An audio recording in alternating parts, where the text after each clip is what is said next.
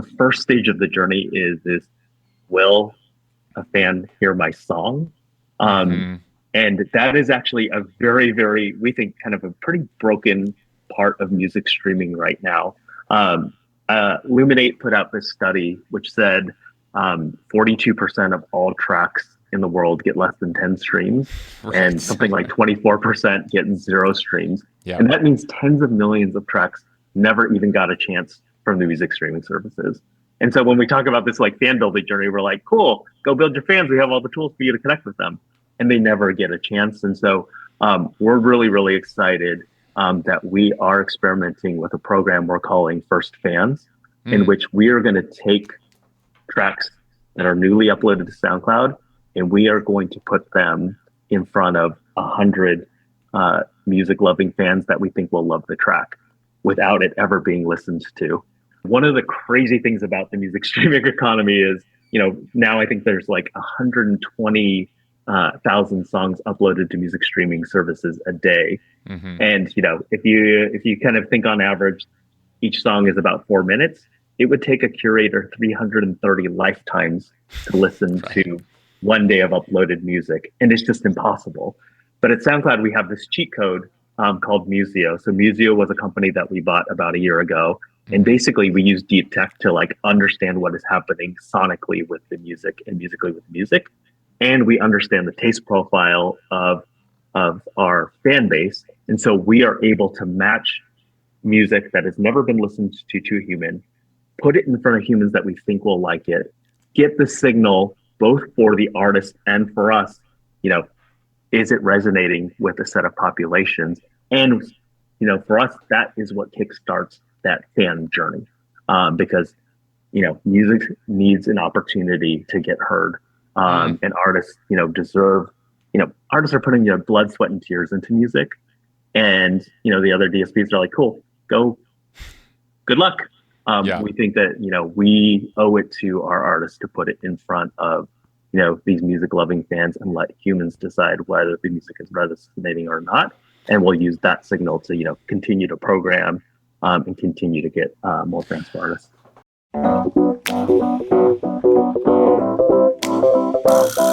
What's going on? Welcome to the New Music Business. I'm your host, Ari Herstand, author of How to Make It in the New Music Business. The book, 3rd edition, is out now, available everywhere, including audiobook. If you like the sound of my voice or can stand it for many hours and would prefer to get your books through your ears, I do the same as well. I prefer audiobooks. The audiobook is out, so you can check that out. Today, my guests are Tracy Chan and Emmy Lovell from SoundCloud. They head up kind of the artist creator side of SoundCloud. And for longtime listeners, you'll remember that Tracy Chan, he was on the show previously a couple years ago when he was at Twitch, heading up kind of the artist side, the music side of Twitch, and now he's at SoundCloud. But he has actually a very impressive resume, and I always appreciated what Tracy has been working on throughout the years, because he was first at YouTube and kind of created the YouTube Insights and the YouTube Creator Studio, the YouTube Creators Platform, always kind of focusing on these artist tools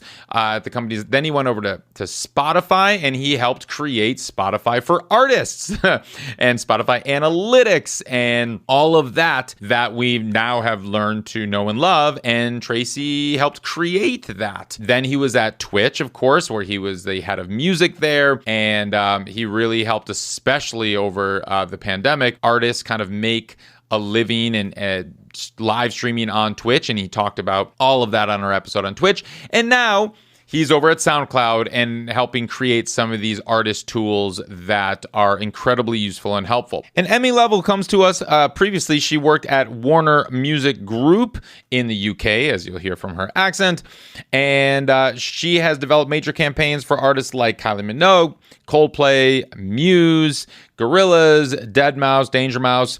And then right before SoundCloud, she was actually working at Napster on their kind of relaunch. Now, before we jump into the interview, I do want to just kind of discuss what we get into the weeds a little bit on how streaming functions. And we talk about a little bit in terms of how streaming pays, the difference between user-centric model and the pro rata model. Fan-powered royalties is what they're calling it. But I just want to highlight some top-line figures just so you have that going into this interview and what this is. Now, we break down the difference between the pro rata streaming model and the user-centric streaming model. But and just to explain that here, and you'll hear it explained again on the show, most streaming services like Spotify and Apple Music operate on a pro rata model. That means that all artists get paid out based on the number of streams that their songs get in relation to every other stream on the platform. So if you pay $10 for a subscription and you don't listen to Bad Bunny this month, well, Bad Bunny is going to get some of your money, because that's how the model works, is that the most streams on the platform get part of everyone's subscription money, and it's all based on market share. Whereas the user-centric model, or the fan-powered royalties is what SoundCloud's calling it, is if you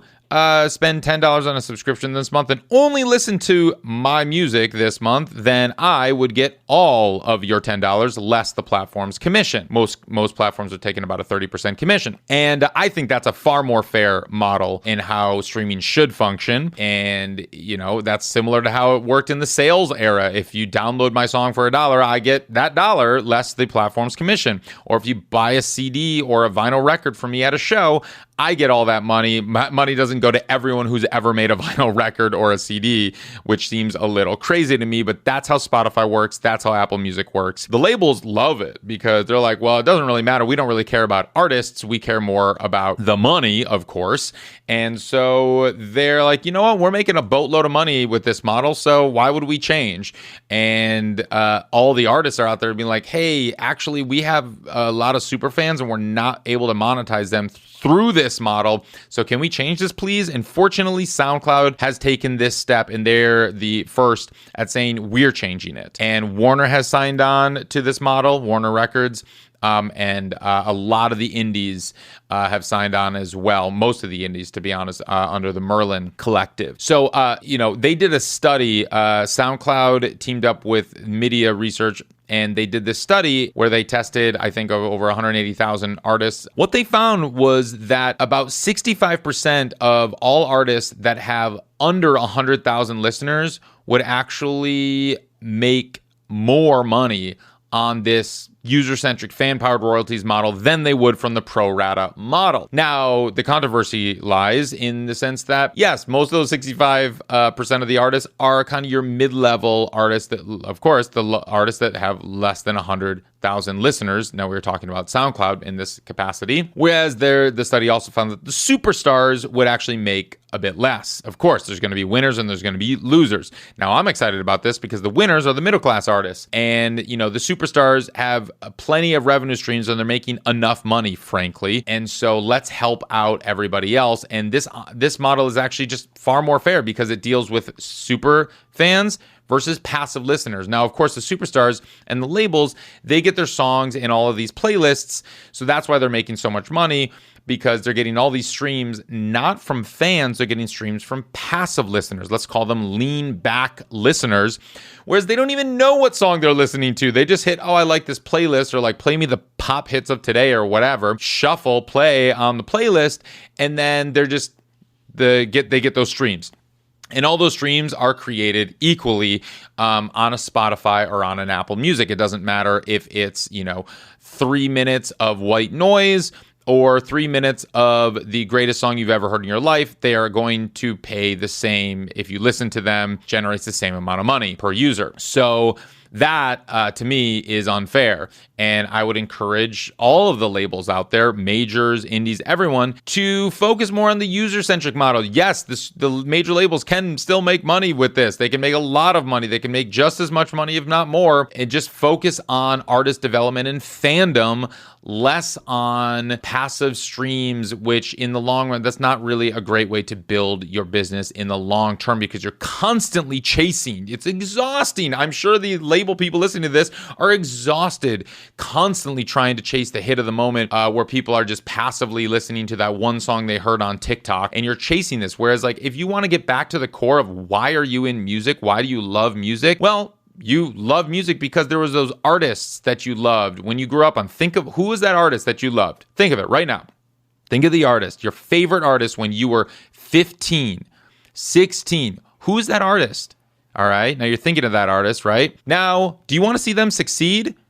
Well, guess what? If we're in this model, the industry that you're running right now, most of those artists that you thought of right now would not succeed in this model that we're in right now. And that's because the way that this streaming payout pro rata system exists, it doesn't support a lot of the artists with super fans. It only really is helpful to the labels and the pop stars and the superstars. So SoundCloud is looking to change this, and I hope all the streaming services will change this, but it really comes down to the labels and the majors. Lucian Grange, if you're listening to this, it's up to you, my bud. At Universal Music, like, change this model. If you really care about helping artists, the next generation of artists, your generation of artists, you can get this done. We can get this done as an industry. Every label, every indie, every distributor, every streaming service needs to switch immediately to this user-centric model. It will help the industry overall across the board. You can find all of us that make the show happen at Ari's Take on TikTok and Instagram and Twitter. You can find me at Ari Herstand on Instagram. You can find the show on Ari's Take, of course, but you should get on the email list because that is where we send out the most important information about the new music business. We send out new episodes and all the new findings about the industry. Go to aristake.com, get on the email list. Actually, just right now, if you could just pause the show and leave a 5-star review on Spotify or Apple Podcasts, however you're listening to this right now, that really helps. And then hit the subscribe, hit the follow button. If you don't already follow the show, what are you waiting for? Subscribe, hit the follow button so we show up in your feed if you want us to keep going. All right, let's kick into the show. Tracy Chan, Emmy Lovell, welcome to the show. Hey, Ari. Hey. Well, nice to see you again. We connected briefly at Music Biz, and I was taken by your presentation about what's happening with SoundCloud. I'm really excited to dig into all of that. But beforehand, I have to acknowledge the monumental nature of this podcast episode right now. Tracy, you are the first guest to appear on the show twice. This is the second time I've ever had the same guest on. And that's a testament to how long I guess the show has been running, which is like about 3 years now, but also your prominence in the industry and just how darn charming of a person you are. So I'm happy. I guess we'll find out over the next hour or so. Yeah. I'm happy to have you back. It's exciting that now, the previous episode, you were at Twitch, heading up the music operations there. And that was also a very enlightening conversation and that we had, and I would encourage people to go listen to that one too. And today, now you are in a new role, well, relatively new, I suppose. You've been there about a year, at SoundCloud, and Emmy, I know you're also in this new, even newer role at SoundCloud. I think we're going on 5 months? How long have you been in this role? Yep. You okay. Remembered. Yes. I did the math because we met a month ago, and that was 4 months. So I'm that good at math. So let's cool. Well, so let's talk about let's zoom way out, and then we're gonna zoom. And you know how I go. We're gonna go so far into the weeds by the end of this thing that you're gonna wish that I was one of your product testers. Okay, so because I am essentially. All right. So talk to me about where SoundCloud is right now, and just like what it is. You know, I think a lot of people listening to this knew what SoundCloud was from like 10 years ago when we had the SoundCloud bedroom rap, and Billie Eilish broke out on SoundCloud, and I feel like there was a lot of pomp and circumstance in the news around like SoundCloud getting a lot of press 10 years ago, and in the blogosphere, like SoundCloud was the dominant streaming embeddable kind of streaming platform that all blogs, when blogs were a thing and like mattered, would embed SoundCloud players. I don't think a lot of people, to be honest, have necessarily paid as much attention to SoundCloud over the last few years, because a lot of the conversation has shifted to the other DSPs, the other streaming services like Spotify and Apple Music and whatnot. So tell me what SoundCloud is right now and what differentiates you, or what it is. Yeah, maybe I'll start, and Cool. Emmy can tag in. So I think it's really, really important actually to talk about our history and where SoundCloud started. So SoundCloud started about almost 16 years ago now in 2000. I can't do math now. I just lost the thread. Well, I'm really good at math, as we've already established. So let me. Yeah, so it started about 16 years ago. Sure. And the premise of SoundCloud from our founders, Alex and Eric, was really, artists need a way to upload their content and quickly share it and get it out to the world and just connect with fans. And that's, really where SoundCloud exploded, because we made it really, really easy to get your content up with full control from the artist. We allowed you to connect with fans. So fans were, commenting and DMing and reposting and amplifying music that they really cared about. Mm-hmm. And we built things like that embeddable widget, so again, it just made it so easy for artists to share their music with the world. Sure. And so, that's kind of like where we started. And this was at the very, very beginning of the streaming revolution, mm-hmm. right? The whole, the streaming model becoming the predominant model of the music industry. Mm-hmm. And I think you've seen a couple of things. So like you mentioned, other streaming services came up, with their models, with their products. And I think kind of what you've seen is two interesting trends. So one, the music streaming, became the predominant model of music. But kind of in that path, I think what the industry is starting to realize is the music streaming model isn't working great, especially for artists, mm-hmm. right? I mean, I think that there's so many articles and testimonials and organizations talking about the music streaming model just really not working great for artists. But I think, what we've realized, especially in the last, call it 2 years or so, is that original hypothesis around helping artists share their music and connect with fans, that is the thing. Because if you look at the most important artists in the world and the ones who've had long-term durable careers, the through line is really like they've cultivated their fan base, they've grown it, they've invested in it, and that mm-hmm. enabled them to just have a long-lasting career. So, right. While SoundCloud was on that path over the last several years of, enhancing kind of the music streaming side of our business, we've been in parallel building tools for creators mm-hmm. in and of themselves. So things like the private link ecosystem of artists, creating, rough draft tracks and sharing them with other artists or producers or songwriters, mm-hmm. or even fans, that's embedded in the music industry. Mm-hmm. Being able to, promote your music through reposts and things like that, or interact with your fans on SoundCloud, has been a big focus of SoundCloud. And I think kind of, as we realize, the music streaming model is the entry point into forming a connection with artists and fans, it's mm-hmm. not enough. Yeah. It is just not enough. The economics of streaming isn't enough. Having someone hear your song isn't enough. It's really kind of, focusing on that connection between artists and fans, mm-hmm. that is the thing. And that is, the unique place in the music industry that SoundCloud occupies. Because if you look at the other music streaming services, they don't let artists and fans connect.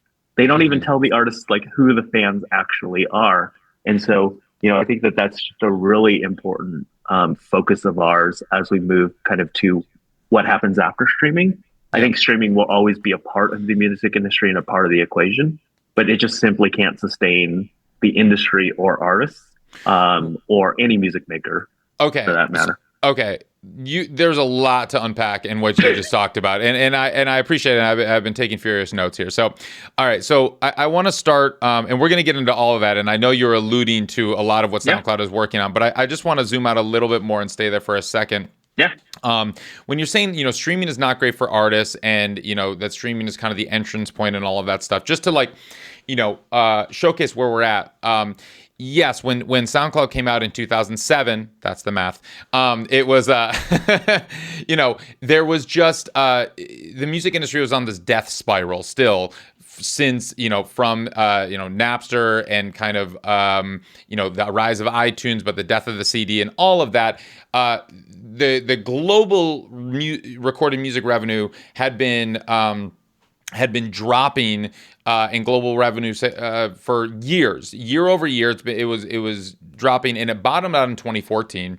And then as these streaming services started to become more prevalent, like your Spotify, like your Apple Music, that actually was changing the monetization model, which is like, and we'll get to this in a second about SoundCloud, because SoundCloud was never really built on like this like subscription service payments. Like the money wasn't necessarily flowing the same way. It was kind of parallel to this industry.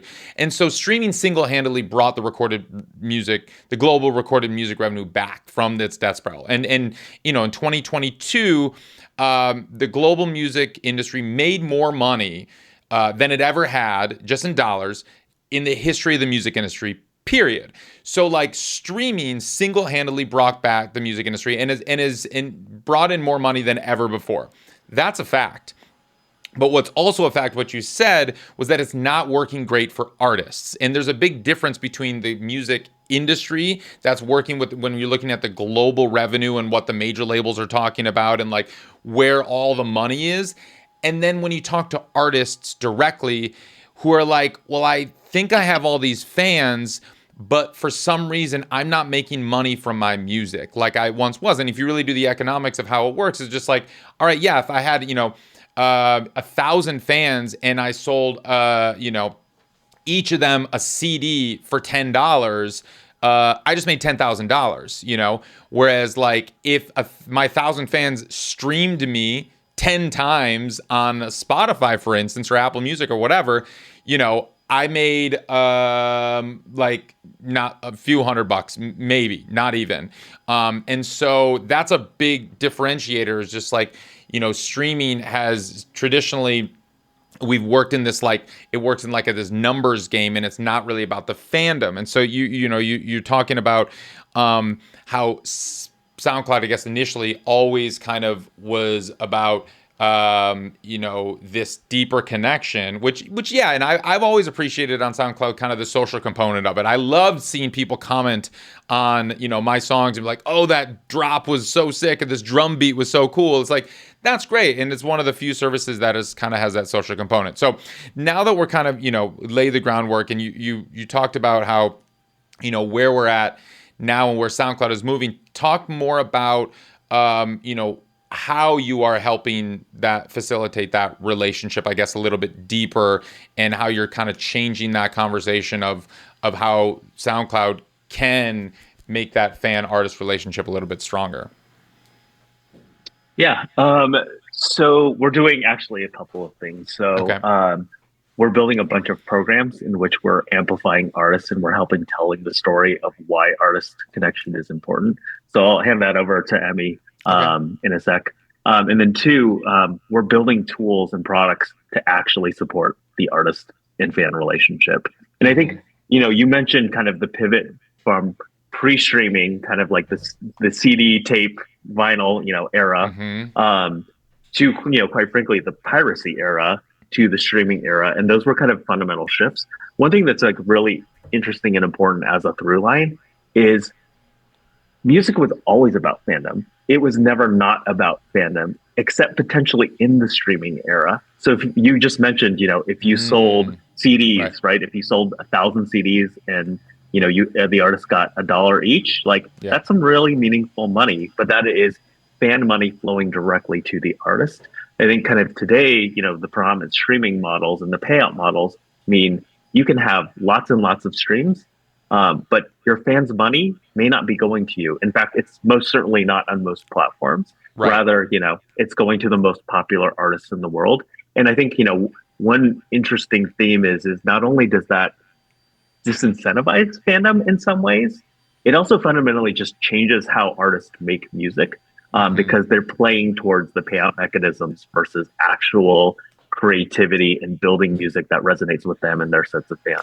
Well, I want to explain that a little bit, because some people might not really understand what you're talking about when you say that when someone's listening to your song, their money is not going to that artist, it's going to the most popular artist, even if they don't listen to that artist. That's because most streaming services operate on like a pro rata structure, whereas like my $10 subscription to a streaming service is going to go to the streaming service, and then the artists get paid out on the percentage of the total money that the streaming service brought in and is paying out based on the total streams on the entire platform. So like, even if I didn't listen to Taylor Swift this month, she's going to get some of my subscription money just because she's got a ton of streams and is taking a lot of that market share. And so my money gets divvied up amongst every stream on the platform. Even though I might have only listened to one artist this month, they're not really going to get the majority of my money. It's going to go to the most popular artist. Is that what that's what you're saying? Yeah. And to put a finer point on it, I mean, I think if you think about how many times an artist has made $1 from a single fan in a month on the biggest streaming platforms in the world, I'm not sure that it has ever happened, because what that requires is an artist to get 10% of all streams globally. Like, that is an insane number, and I don't think it's ever happened. Yeah. We have an alternate model called fan-powered royalties, which we can talk about. And on SoundCloud, it happens tens of thousands of times a month. What happens and that, tens again, of thousands of times a month? Artists making $1 from a fan in royalties. Oh, okay. Which, again, the model kind of changes everything. And, for us, it's all about fairness. It's all about making sure that artists are compensated directly from the fans that, matter to them and are supporting their careers and are their day ones. And, we think being a part of that journey is really, really important, which is a lot of, the work that Emmy is doing. So, Emmy, what is the work that you're doing? Well, I think you came to a really good point earlier, which said we had a lot of breakout stars from SoundCloud years ago, but actually we're seeing a resurgence in that. SZA broke from SoundCloud, Fred again broke from SoundCloud. And I think, firstly, I want to remind people that actually SoundCloud is a place where musicians go to get feedback and better their craft. And that's the story that we've been telling with Fred, because he came to get feedback, improve, get more feedback, and then he was ready to release. And he did that over a series of 2 years, every month, and then he exploded. So aside from Fred, I think, again, it's really important to recognize that we have 40 million artists on our platform. And so with 320 million tracks, it's also difficult to amplify what's going on. So we are recognizing that we've got superstars on the platform that we want to reward because they started and they engage with SoundCloud a lot. But we've got these artists that are popping off because they're defying genres and they're creating culture at the moment on SoundCloud. So we want to amplify them at all levels. So one of the things that I'm looking at the moment is a program of programs that looks at an artist's first ever chart position, first ever billboard, first ever social amplification from a streaming platform, all the way through to the returning artists like the Freds, like the Uzi Verts, like the Scissors, who have broken and used SoundCloud and their fans to amplify who they are off platform, and like working on those programs to amplify these artists across the board so that when new people come to SoundCloud, they are helped on their journey of discovering their new favorite artist. And I think that's really important. What do you mean? So explain what you mean when an artist is broken on SoundCloud. How do you define that? When we define it, they are charting, whether that's in Billboard or in the official charts in their territory.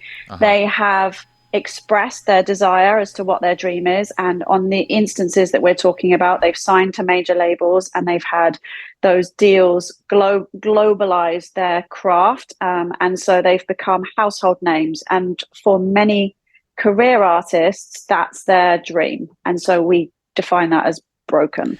And how can you say that SoundCloud broke them? Like Fred Again, what does that mean when you're saying like Fred Again broke from SoundCloud? Was it actually SoundCloud is where he built his entire fan base from because he wasn't on any other streaming services, and that's how you can tell that, oh, see, he wasn't on any other streaming services, he's only on SoundCloud, and now he's charting on Billboard? How do you define that?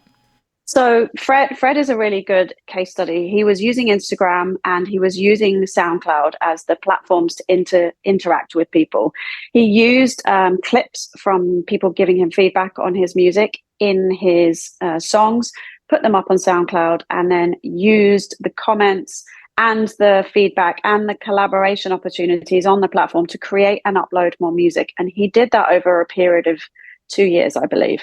He then got discovered by A&R people through that music on SoundCloud, was signed as a result of him uploading and gaining traction on the platform, like organic traction. The music community were amplifying him, so it caught the attention of A&R teams. And that's what we say, he broke from SoundCloud, because it was SoundCloud that, I guess, gave the A&R people the opportunity to see who he was, the breadth of his experience, the experimentation that he was having, and no other platform offers that opportunity. Even Instagram, it's an amazing platform, but it is not just music. So that's where SoundCloud is different, and that's where SoundCloud is absolutely key to an artist developing who they are, experimenting, and then working with those fans in the communities to amplify what they love and go on to deliver more records, more fans, and off platform. All right, so I understand that, but so I'm I suppose less concerned about the superstars and those that kind of break and become household names, because that's a tiny fraction of the music community, and I'm more concerned about like we were talking about before, how are artists able to make a living with their music, and not a superstar living, a middle class living, any kind of living, frankly, with their music. And so let's talk more about that side of what's happening, because when you said, Tracy, earlier that tens of thousands of times a month fans are paying artists at least $1. I don't quite understand that. Can you explain how that even happens, and what that like is? It, you have a tipping feature on there? There's someone's like, here's $1 because I tipped you, or what? How does this work? Yeah, good question. So we talked a lot about kind of the predominant economic model of streaming, which is that pro rata model, which is you get a percentage of all of the subscription or ad dollars relative to the percentage of streams you had. So that's kind of what most of the big players in streaming use today to pay rights holders, who then pay artists. At SoundCloud, we have a model called fan-powered royalties, and this is a user-centric economic model. So basically, kind of under fan-powered royalties, what it says is if a listener listens to 10 artists, and they do 10 streams a month, 5 of them go to one artist and their subscriber, then that artist gets $5. They get, basically the money that the listener is generating goes directly to the artist that they listen to.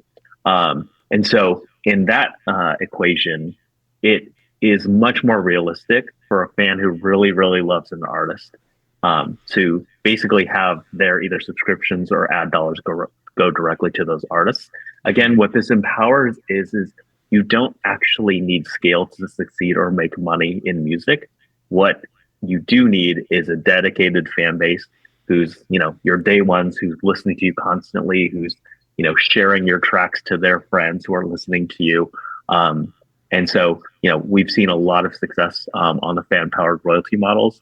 We have over 150,000 independent artists who are monetizing directly with SoundCloud on that. We have Warner Music Group signed on, as well as Merlin and all of their member labels as well. And Merlin, just to be clear, they are kind of this collective of indie distributors like a Symphonic and a Muse, and I think TuneCore. I don't know if TuneCore's part of it. I believe they are. In addition to independent labels like Beggars and Domino, and Secretly, and yeah, exactly. Right. So Merlin, they kind of sometimes is discussed as like the big four, like is like the number four of the big three of the big four. It's like you have Universal, Sony, and Warner as the big three majors, and then Merlin is kind of like the other big one because it's all these indie labels and indie distributors and all that. So you've signed this deal with Warner, one of the majors, and Merlin.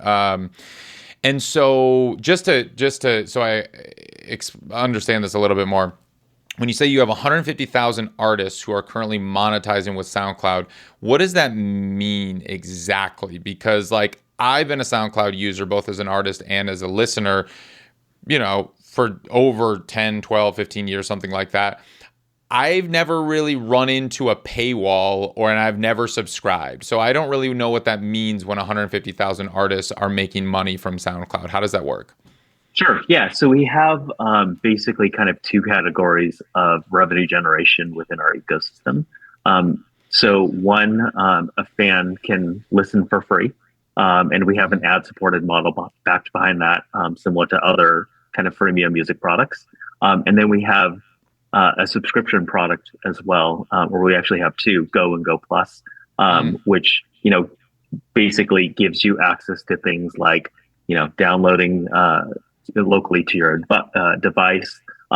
You get access to, we have a paywall for certain tracks. So rights holders can put their music in front of the paywall or behind the paywall. And so it unlocks a whole slew of benefits for listeners within SoundCloud.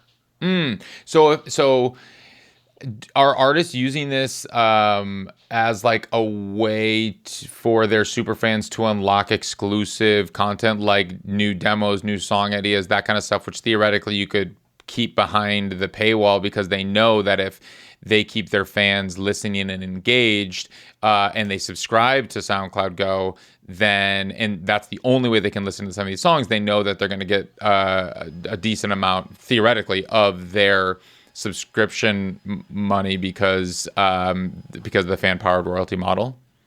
I think the beauty of the way that we have the system set up is that artists have the choice, right? I think like the model that you just laid out is a brilliant way. If artists, feel like they have the right amount of fans who want to subscribe and are going to be listening to them, they totally can do that. There are other artists in different stages of the journey who, what they want to do is they want to grow their fan base. And again, you can grow your fan base on SoundCloud, and we truly mean that because we reveal to you who those fans actually are. Whereas other platforms, it's about hopefully they hear you, and then hopefully they'll take their phone out of their pocket and then look at your artist page and then figure out who you are and then go to your social. Like they can kind of do that whole loop. Or, on SoundCloud, we actually just make that direct connection. So let's talk about you say you let, because this is a big thing. You actually let your artists know who your fans are. Because you're right, like on Spotify, for instance, I might see in my analytics in my Spotify for Artists that I have 500 people listening to my song in Denver this month. Or to my music, I should say, in Denver this month. But like, I don't know who they are. And like, if I'm going to play Denver, how do I let those people know that I'm coming to town? Spotify doesn't let me do anything like that. And to their credit, like I do appreciate how they're starting to integrate merch into each song, and I can like swipe up there and like, they're starting to kind of elusively push ticketing, which I don't quite understand how I'm able to like help that process along. But like, tell me what SoundCloud is doing to help the artist fan connection a little deepen a bit more. Yeah, so we released maybe 2 months ago a product called Fans in SoundCloud for Artists, and it is basically the premise of we will tell artists who their fans are by name, by picture, by profile. You will be able to see kind of who those top fans are on a number of data points that we have within SoundCloud. So are they contributing to you? from a financial standpoint via fan powered royalties? And are they a high contributor? Are they a medium contributor or a low contributor? Because there's different buckets of contribution. Two, how engaged are they with your content and your profile? So are they following you? Are they sharing your songs? Are they reposting in them? Are they adding them to playlists? Things like that. And then three, how influential are they on SoundCloud? So do these users have high reach on SoundCloud? So if they repost your tracks, it'll go to 1,000 people instead of 5 people or whatever. And then there's different kind of cuts in which you can cut these fans, so you can understand, are these fans in the US or are they in Japan? Because you might communicate with them differently. And then we also tell you things like, are they an artist? Because we know that artists finding each other and collaborating on the platform is a massive use case. So first, kind of in the fan tools, you get presented with basically kind of tiles of fans and real people who are listening to your music. And then two, we take that next step and we let you DM them directly on a one-to-one basis. Because I think, having, both Emmy and I, having worked with artists for so long, and, their fan bases, one thing that I think people underappreciate is that certainly, artists are trying to tell their story to the world and have, their fans kind of see different parts of their life. Well, what's really, really interesting is that fans want to be seen by the artist just as much as the artist wants to be seen by the fans, right? And that's such a powerful connection and moment. I mean, think about the last time you went to a show and the artist made eye contact with you. That's a real interaction that, I'm sure whoever's listening is thinking about that moment right now, because it is so powerful to just acknowledge a fan. And that's what this fans tool is all about. It's about letting artists, reach out to their top fans and say thank you, or drop a ticketing link, or give an early take via a private link on SoundCloud on some early music, or just start a conversation. I mean, no other platform lets you do that, and we think that the ability for artists to just acknowledge and reach out to the fans is so incredibly important and powerful for their long-term career. Okay, so I like this concept in theory, but in practice, let's talk about this. So I'm an artist, and it's now I have yet another inbox I have to manage. So I like how Bands in Town does it, where I can see all of the, I can essentially message my fans in Denver and be like, hey, I'm coming to Denver. Here's, I would love to see you there. And hey, Denver. And it's it's personalized and specific to that. I don't know if I personally, I like this idea that you're allowing me to know who my fans are and to be able to contact them, because that is something that the artist community has been screaming about for years. But do we have to get to the point of why? Why do we want to contact them? I don't want to manage thousands of messages from my fans. I'm sorry, but that inbox sounds daunting and overwhelming to me. It's hard enough managing my Instagram inbox, but to now I have to figure out how to manage a SoundCloud inbox, and I'm going to be flooded with messages, and now I have to DM every single one of them back. Thank you. No. The reason we want to contact our fans is to let them know that we're coming to town. So to be come to our show, buy tickets, because how is talk, and if you have a solution to this, please tell me, but how is me DMing with a fan going to increase my bottom line? That I haven't seen from SoundCloud's fans thing, and I know that maybe you're working on it, but currently I can't message all my fans in Denver saying, hey, I'm coming to town, thanks for listening, grab a ticket, whatever, here's a VIP meet and greet that I'm doing, here's an extra merch package, et cetera, et cetera. How is this DMing thing actually beneficial for artists? Not for fans, for artists. Yeah.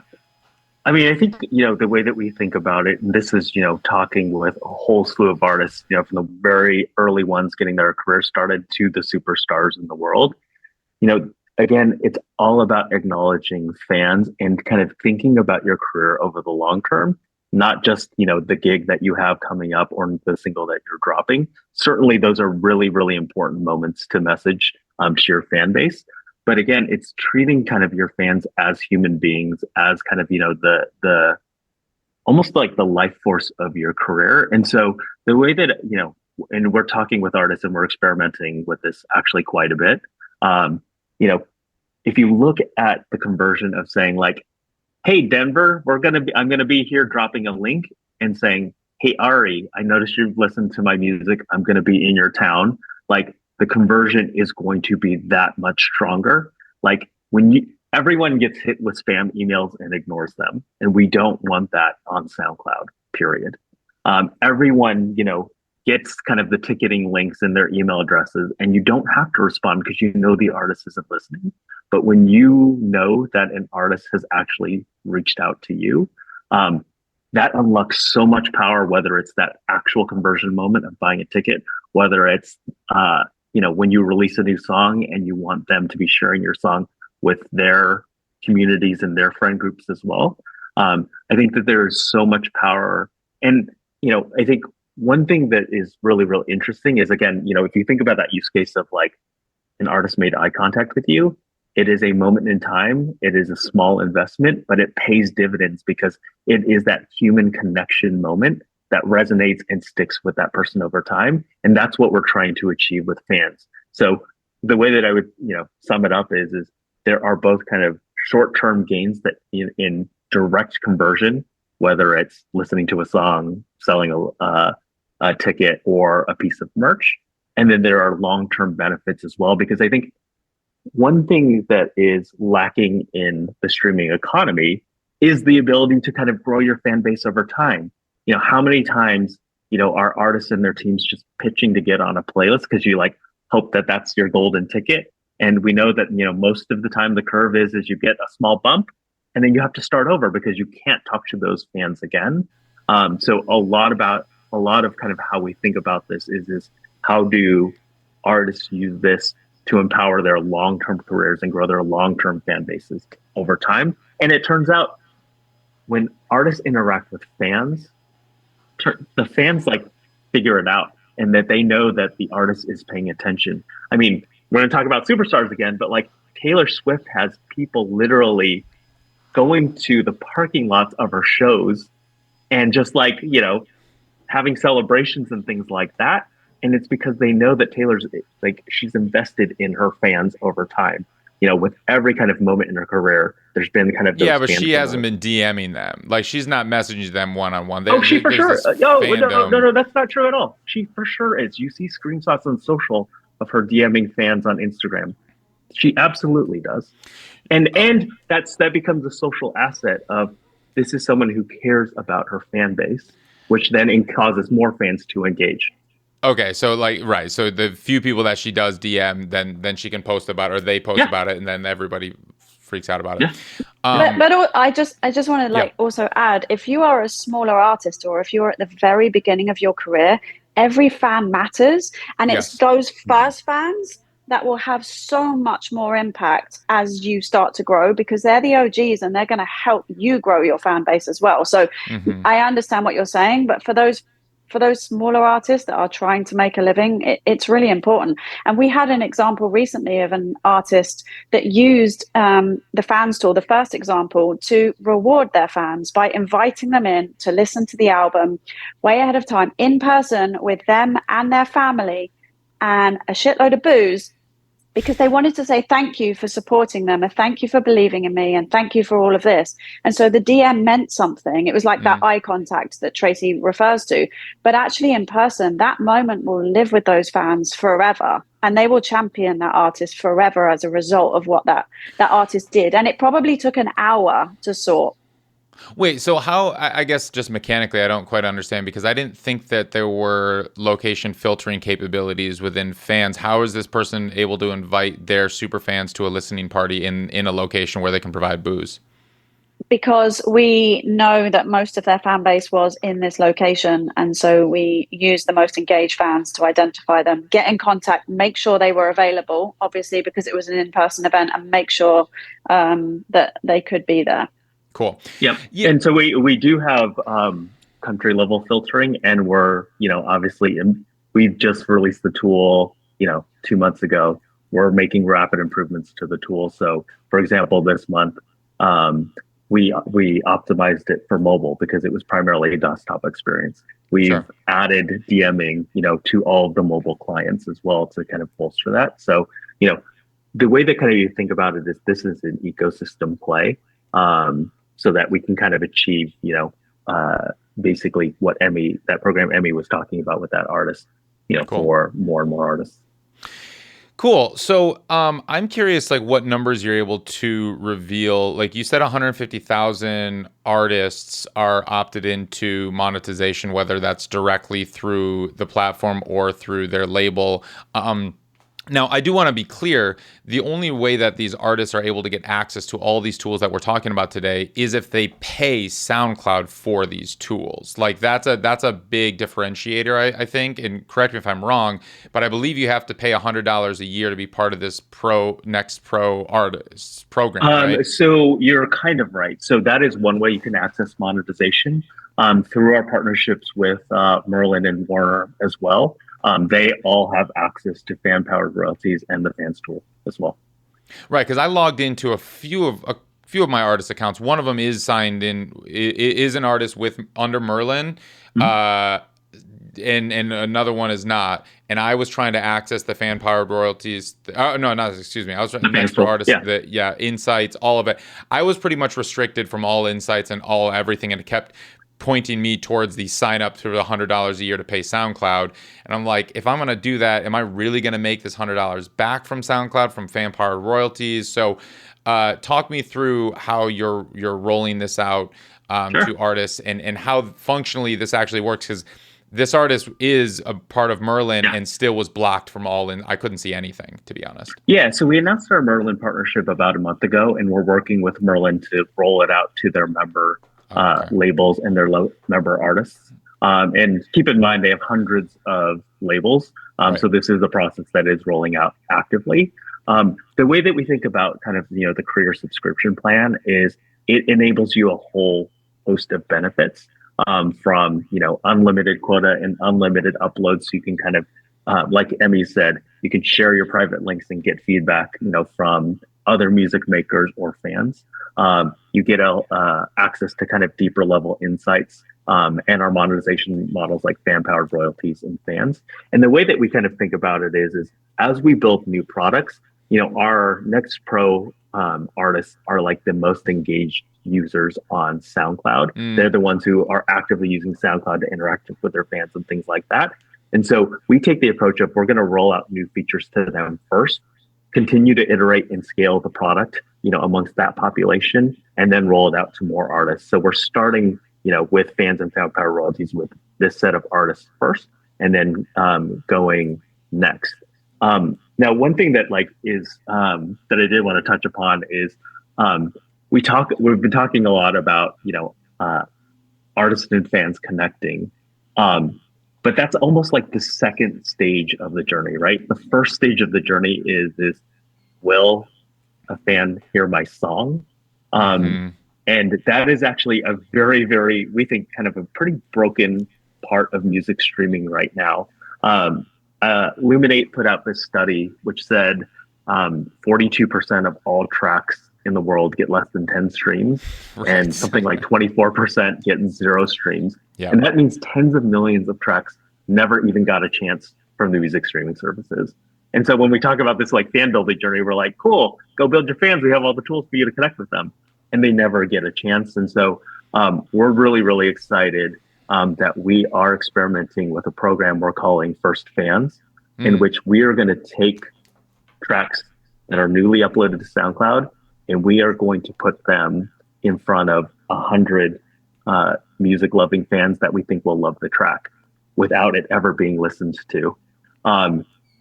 Which, in some ways is this feels like, to us, it feels like, of course, this is obvious. Why doesn't everyone do this? But I think SoundCloud has kind of 3 distinct advantages that enable us to do it. Emmy talked a lot about, our fans who are just this dialed in listener user base, right? These are fans who love to find new artists and new music. And so we kind of have that as an advantage of a listener base who wants to kind of discover new music. 2, we have this recommendation algorithm. So we already kind of surface up music in different ways. Our autoplay algorithm. So if you listen, to a playlist and it ends, we continue on with similar types of music we think you will like. So we kind of have that as a surface to surface up new music to fans. And then three, one of the crazy things about the music streaming economy is, now I think there's like 120,000 songs uploaded to music streaming services a day. Mm-hmm. And, if you kind of think on average, each song is about 4 minutes, it would take a curator 330 lifetimes to listen to 1 day of uploaded music. And it's just impossible. But at SoundCloud, we have this cheat code called Museo. So Museo was a company that we bought about a year ago. And basically we use deep tech to understand what is happening sonically with the music and musically with music. And we understand the taste profile of our fan base. And so we are able to match music that has never been listened to a human, put it in front of humans that we think will like it, get the signal both for the artist and for us, is it resonating with a set of populations? And, for us, that is what kickstarts that fan journey, because, music needs an opportunity to get heard. And artists, deserve, artists are putting blood, sweat, and tears into music. And, the other DSPs are like, cool, go, good luck. We think that, we owe it to our artists to put it in front of, these music loving fans and let humans decide whether the music is resonating or not. And we'll use that signal to, continue to program and continue to get more fans for artists. I love that. And I did look into a little bit of Museo in this program that you're doing, which is, very fascinating on how you can just take the profile of the song and just, terms of sonically, the BPMs, the mood, that style and personalize it to each listener, which is great. And that is in an ideal world, that is what the best algorithms theoretically should be able to do, is find the best listener, the best fan for the song. So I'm very excited to see kind of how that can help some of these artists that don't have many listeners. You can help grow that audience, other than just let me pop you on a popular playlist, which only 0.0001% of all artists will ever have a chance of getting on that, just from the sheer amount of numbers that we have here. So there's so much that I want to dig into and talk about, and even more. And this has been so fascinating, and I'm excited to follow along this journey. And I do really appreciate what you both are doing at SoundCloud, and how you're focusing on the future of, the fan artist relationship, and not just strictly on, the bottom line of the company, which I guess you have the luxury, which you're not necessarily managing those finances. So I appreciate that, this, I hope that this can keep going, and you can keep enhancing and growing these features to really get to that ultimate vision, like you started with, isn't just helping artists grow long-term careers, because that's the goal. It's not helping artists turn into superstars, and it's not just helping get them more streams, because what is a stream? That doesn't mean anything. It's how do we help artists get more fans that will then allow them to have long-lasting careers. So I really appreciate all of that. I do have one final question that I ask everybody who comes on the show, and I'd love for both of you to answer it. What does it mean to you to make it in the new music business? I'm gonna start with that. You hit us. For me, it's really easy. To make it in the music business is to be able to sustain your lifestyle. So make a living wage from your music, and therefore continue to making your music. And that sounds incredibly simple, but it's very hard to do. And I really hope that SoundCloud is the place that can facilitate that for the future. That means everything to me. Cool. Tracy, how about +1. +1. All right, beautiful. I love it. Emmy, Lovell, Tracy Chan, thank you guys so much. It's been great. Thank you. Ari.